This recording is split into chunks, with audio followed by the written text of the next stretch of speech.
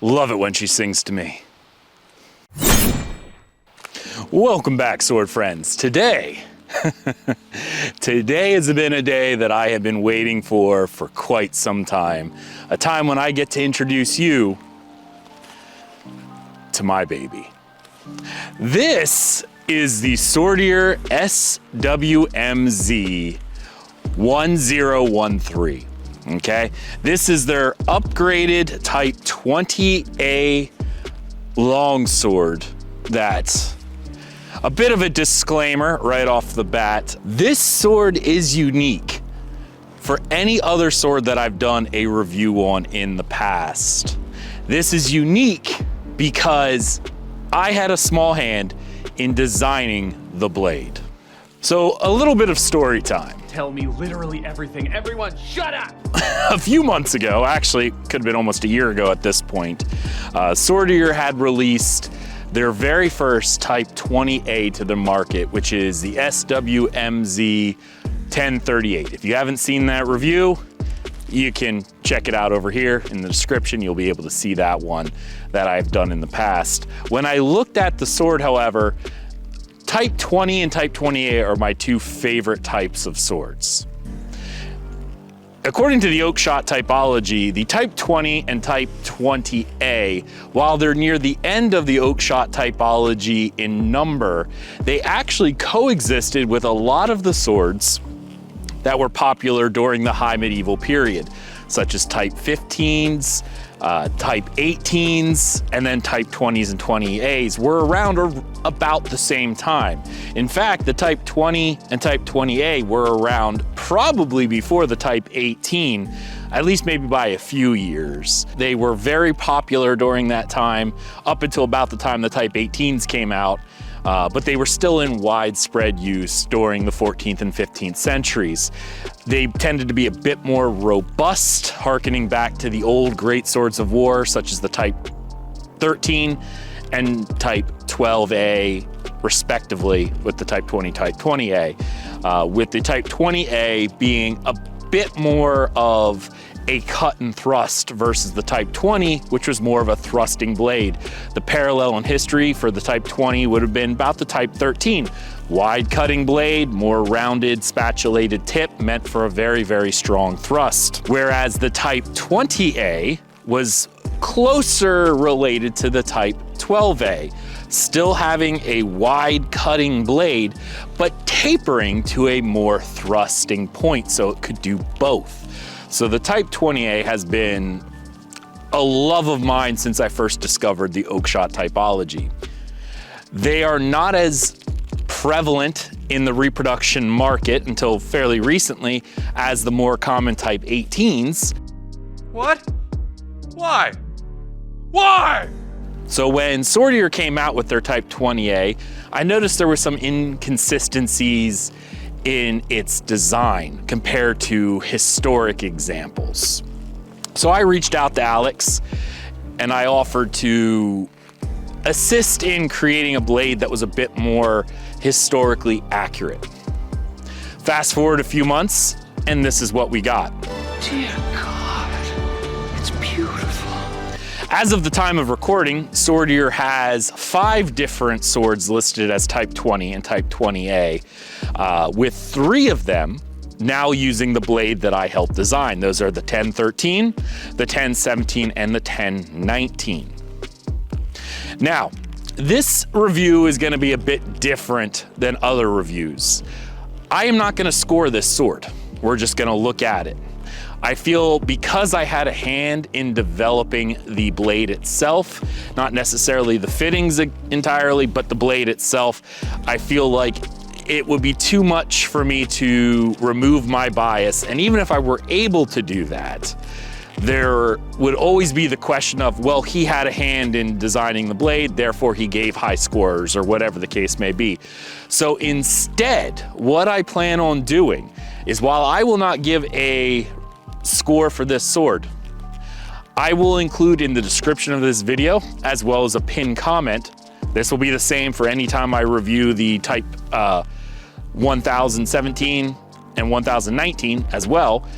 I will include a pinned comment and in the description a review from other reviewers. So if you are a reviewer who have reviewed one of these models, either leave me a comment on one of these videos or send me an email to my business email with a link to your video, or let me know in the comments that you've done a video, and I will include it in the description so other people can look at all the other reviews for this sword and can look at what other reviewers are saying, not just me. So again, going back to the sword itself, if you look at this being a Type 20A, being a cut and thrust style sword, Type 20As had a very robust and wide cutting blade that does taper down to a very, very acute, or a fairly acute rather, piercing point, as this one does here.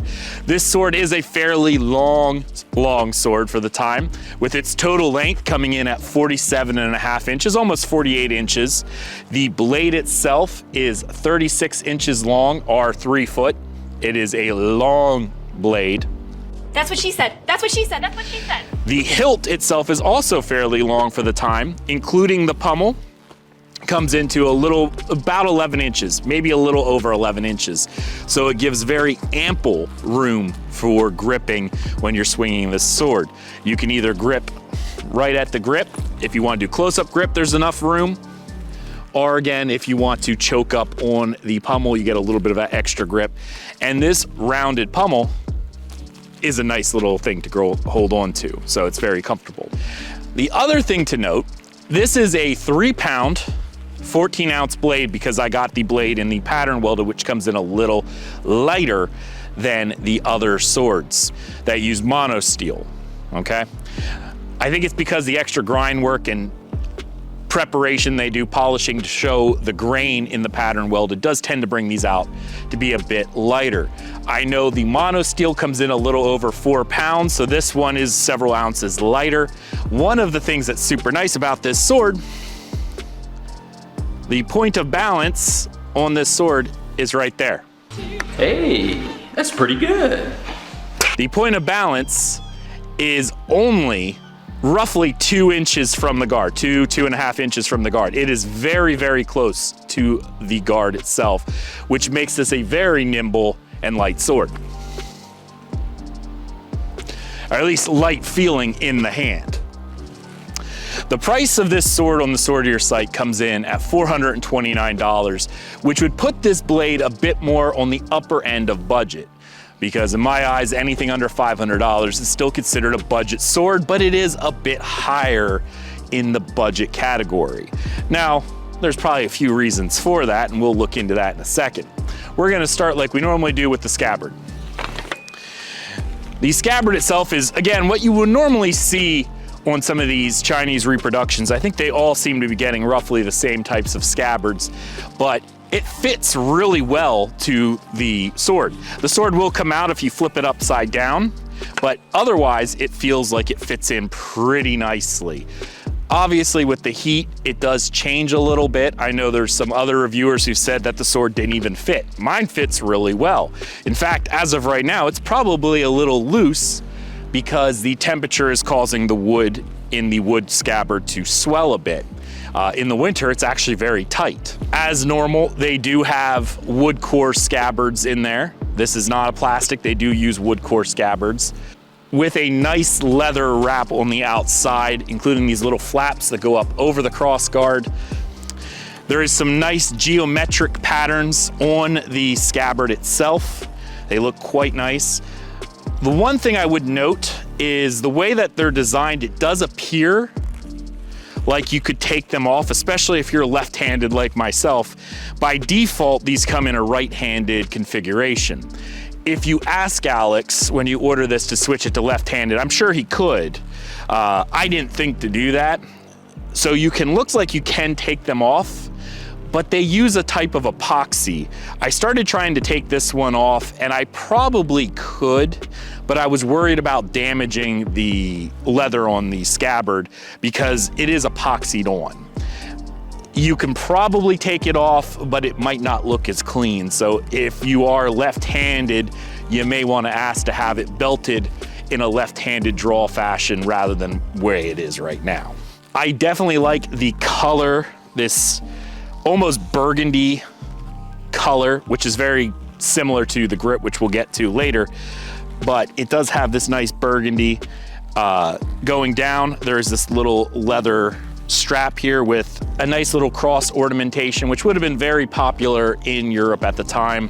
It doesn't seem to represent any one specific type of cross, like one that you would see historically. It seems to be its own design, a little ornate. So it's definitely not a simple cross. It does have a lot of dimension to it. The shape itself is just maybe a little large, but a simple silver looking shape that's obviously of a very polished stainless steel that was put over the top. The back of the scabbard has the same stitching as the grip does. It does look pretty nice. Looks like it's nice and tight.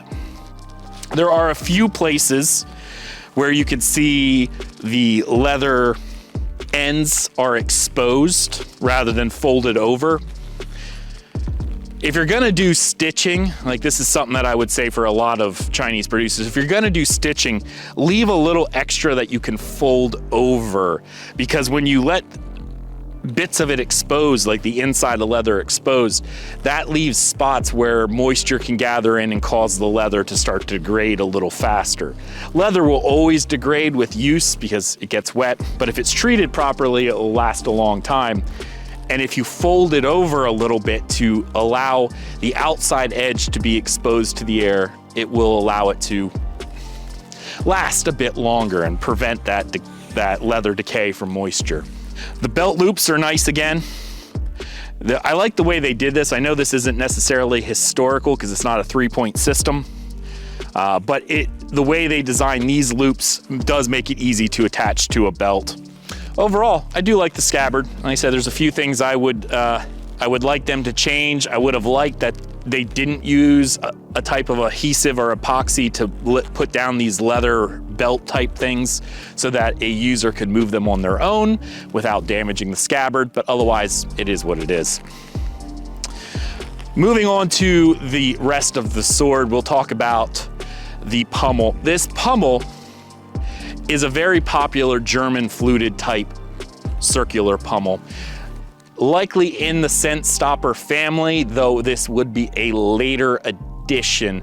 This would have been popular in the mid to late 15th century, especially in the Germanic regions of the Holy Roman Empire and Poland. Those types of areas would have very much liked this fluted style, but this is much later in history. It is well shaped. It has a very, very soft to the touch polishing to it, so they did a very good job there. The peen is very noticeable because it is a peen. They didn't try to hide it, but it is ground down to a point and smoothed and polished where you don't even feel it. You know it's there, and you can feel the outside edges, but it's not uncomfortable. It feels very, very nice, and something that I think looks nice and very fitting for the type of pommel that it is. Moving down to the actual grip itself, first thing you'll notice is a half wire grip. The thing that I like most about this is these are very thin wires and they're braided, which would have been more historical. They normally did not do a single wire and wrap it. They would have braided the wires and then used the braided wire rope in order to do this wrapping.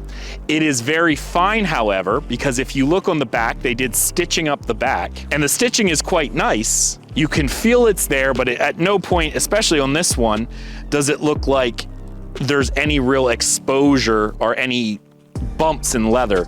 I would often offer the same critique that I did on the scabbard. There is a few places where you can see the inner layers of the leather from where the stitching is, and having that folded over to prevent moisture getting to the inner layer of the leather wrap would have been nice. But going back to the wire wrap, because this wire is so fine, you can actually feel these stitches underneath it. So it's very nice, and even without a glove, if I take my glove off, the wire wrap feels nice in the hand. It actually is not an issue whatsoever.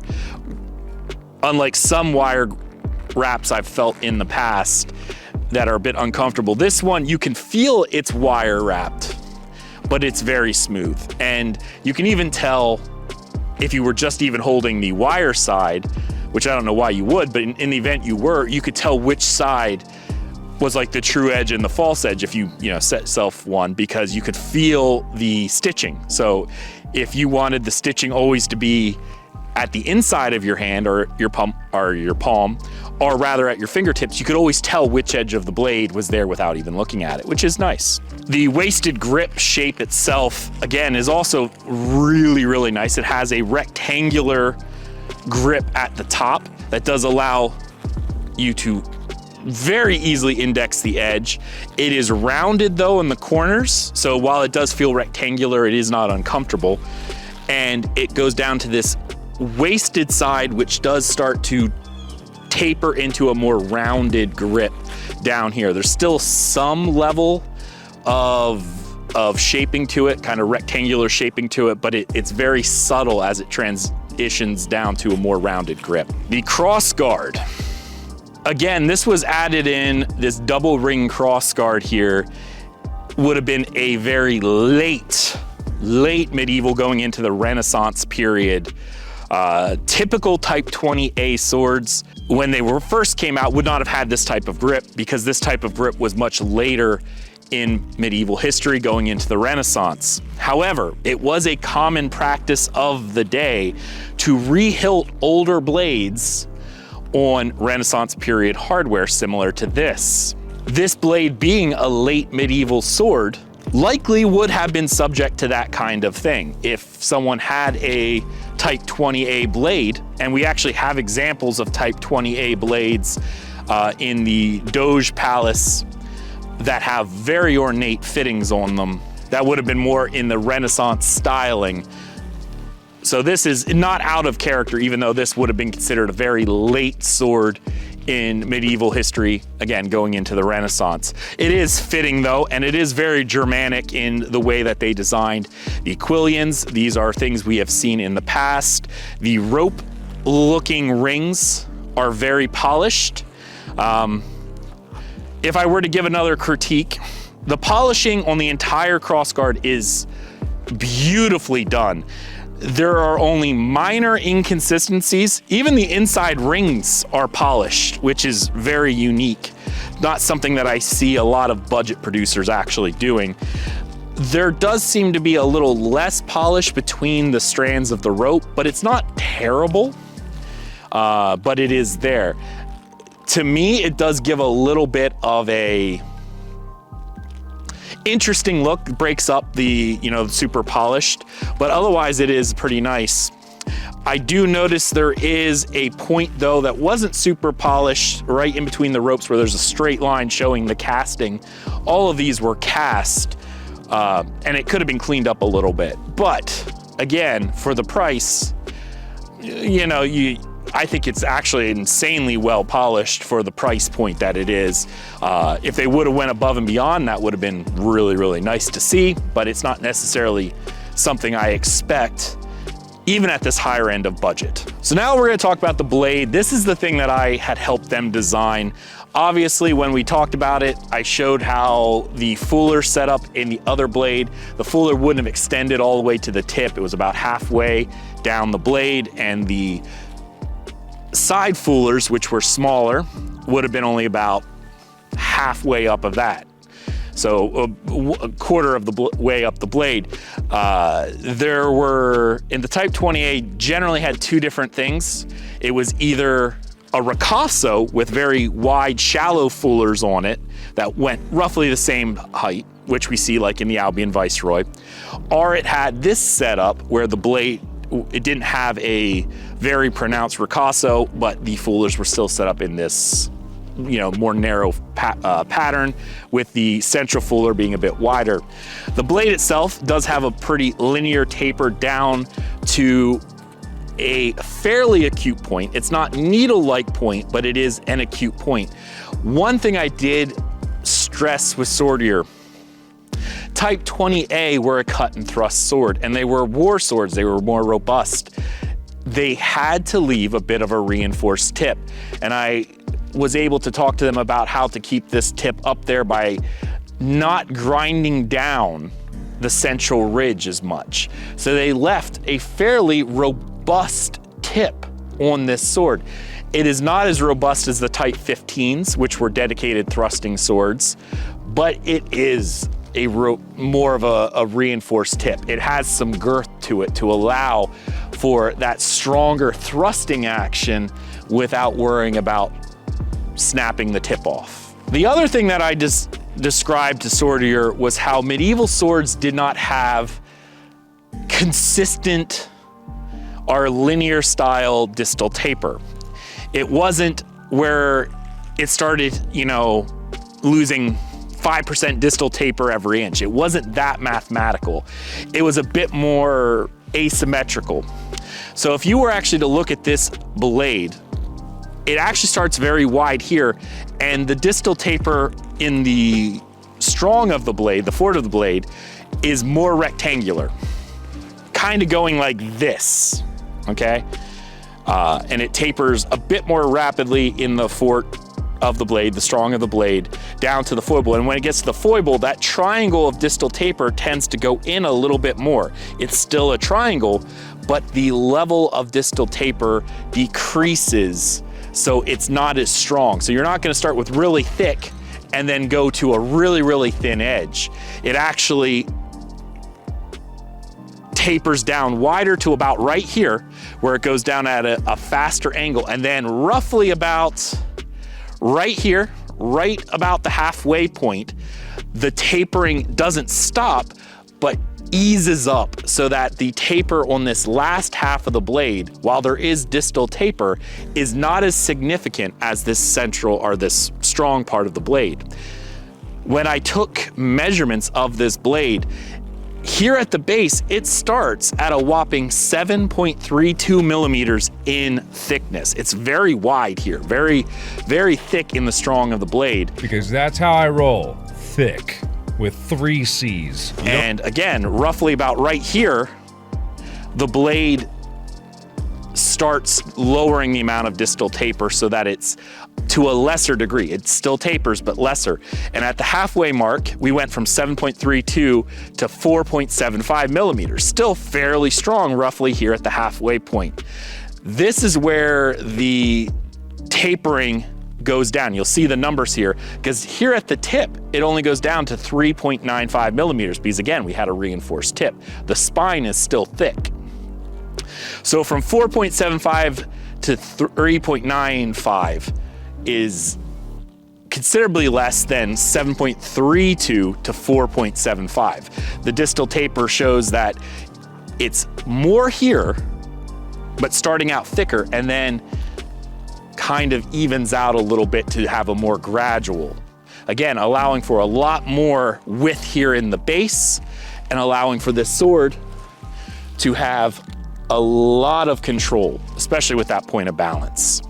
So the one thing I would say about Swordier is, out of the box, the sword does seem to come sharp enough that it can do some basic cutting, but I wouldn't say it's necessarily as sharp as it could be. Some of the higher end sword producers can put a better edge on it, such as Stephen Lockwood of Lockwood Swords has been renowned for having an edge on his that's unlike a lot of other swords on the reproduction market. Followed by probably Valiant Armory, who also puts an insanely keen edge on all of their swords. Which would actually make sense, since Stephen Lockwood does indeed come from Valiant Armory, at least I believe so.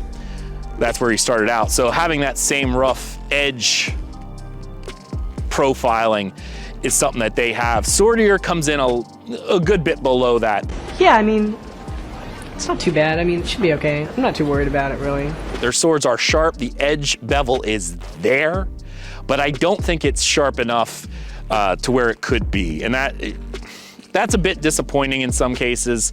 But since the edge bevel's already there, it probably would only take either a stropping or maybe a light, maybe 1,000 grit polished stone or something like that in order to get this to insanely hair popping sharp. I do have some paper. We're gonna give it a shot. I'm not really sure if it's gonna do real well or not. So it did cut, it bit in, but it didn't bite in as well as I would have liked to see.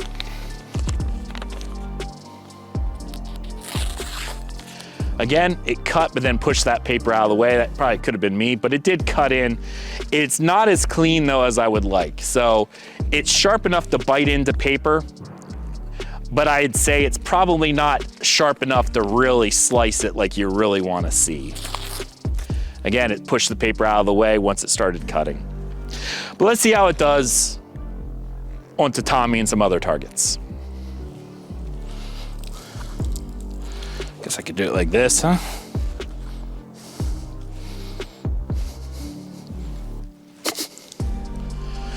Well, at least it's warmer out today. I have my tatami mat, and I'm going to cut for the very first time with my Type 20A. We're gonna see how she does. Whew. I'm a little nervous for her because this is the first time. Whew. Fairly clean cut right there. I got a little bit through.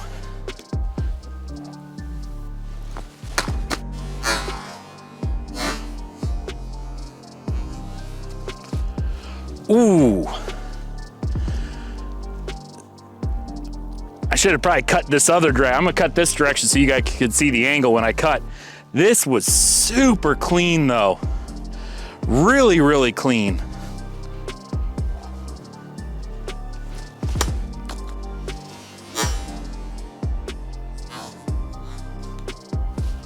Oof.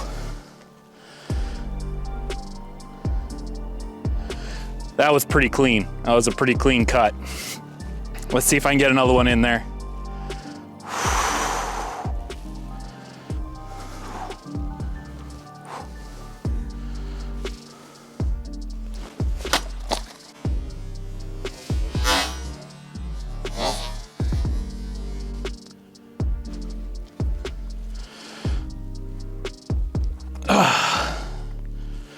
Yeah, I would say it cuts really, really cleanly.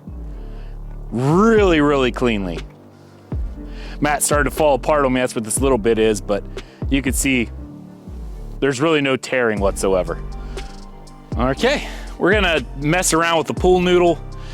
Again, generally with a pool noodle, all we're really testing is seeing how sharp the blade is and whether or not it makes it through.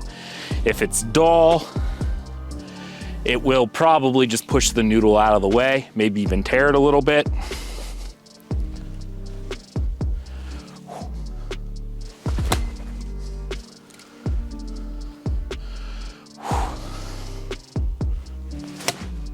Ooh. She sings though. She sings when you cut through. It's pretty awesome.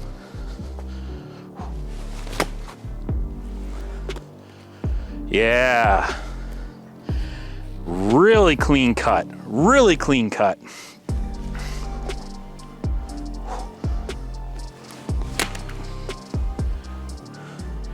Overall, seems like a pretty clean cut all the way through. Nice clean cuts for the tatami, the cuts for the pool noodle. Again, very, very clean when you actually look at the individual cuts. All right, we're back with some bottles. We'll go ahead and cut through these, see how well it does with what most of you guys would probably be cutting.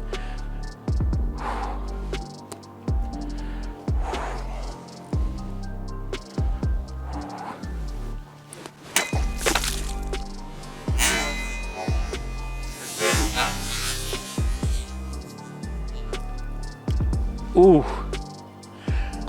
I still hear her singing. Oh wow, I hear her singing.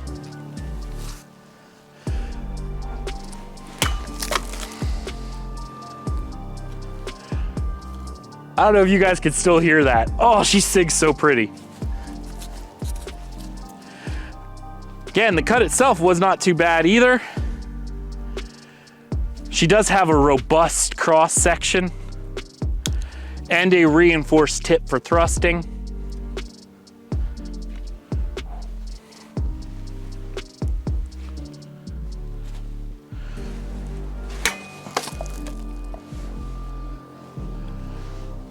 Oh, I love when she sings.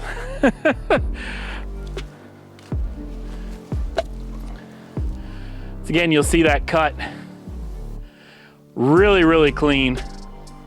Really, really clean.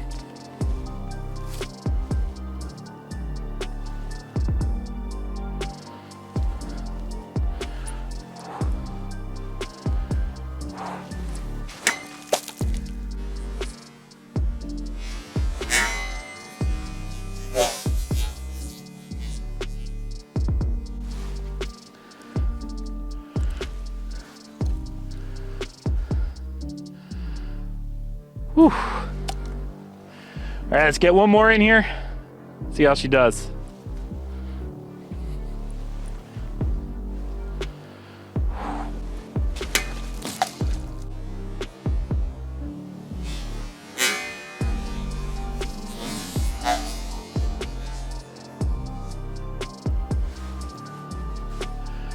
Oh, I love when they sing. Absolutely love when they sing.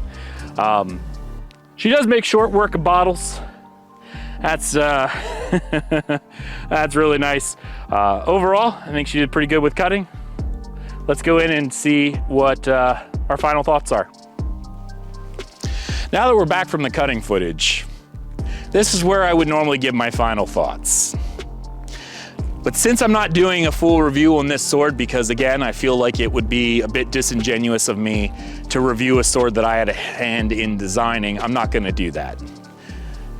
I do have thoughts on the blade though, and I do have thoughts of where we are with Swordier. And I'm very grateful for the fact that Swordier did allow me to help them design a sword, which honestly, I wanted to use. I love this sword. I like the shape. I think it's very aesthetic, at least into my eyes. And I do think it's a very fun sword.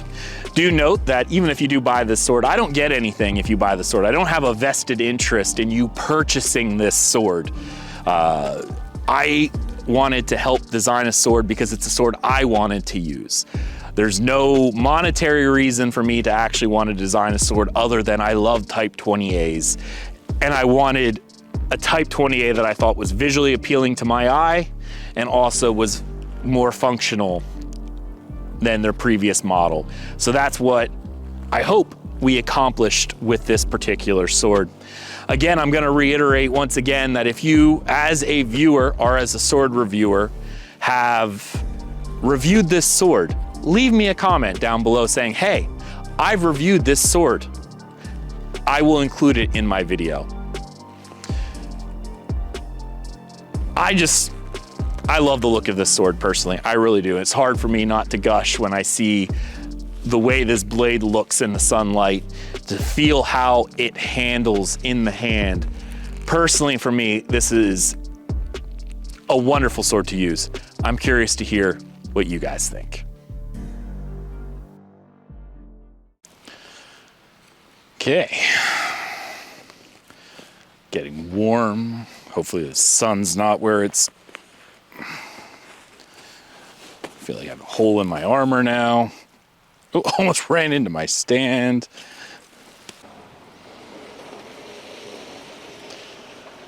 Wait for the...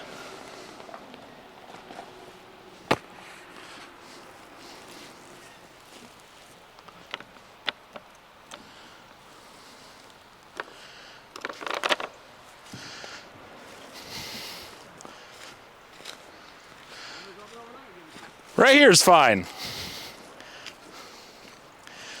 Hopefully it's something good. Thank you so much. Much appreciated.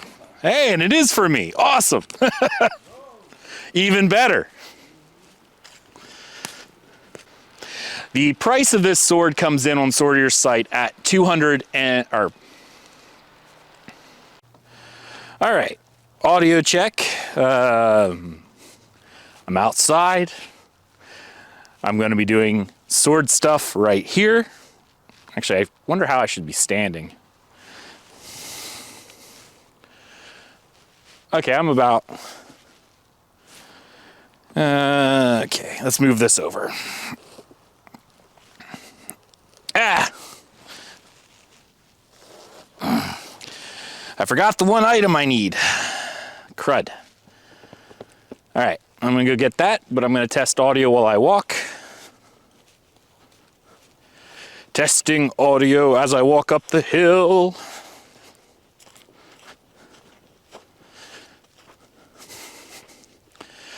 Still testing audio. I actually kind of hope that I didn't go out of range, but I might have. Because this is a bit farther than I was expecting. But we'll see how it goes. Yeah.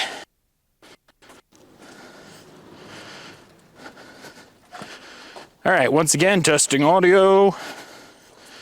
Hopefully I didn't run out of range.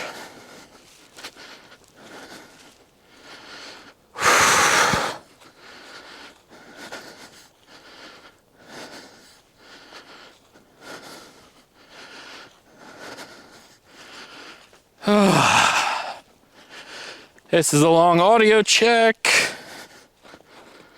because I'm far away from the camera. Okay. All right, done. Am I still? Okay, I am.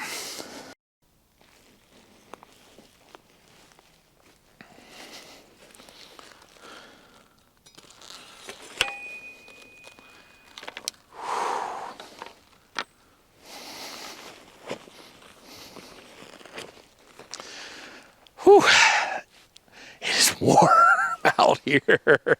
Oh, I'm glad that review is done before I sweated and lost a bunch of weight.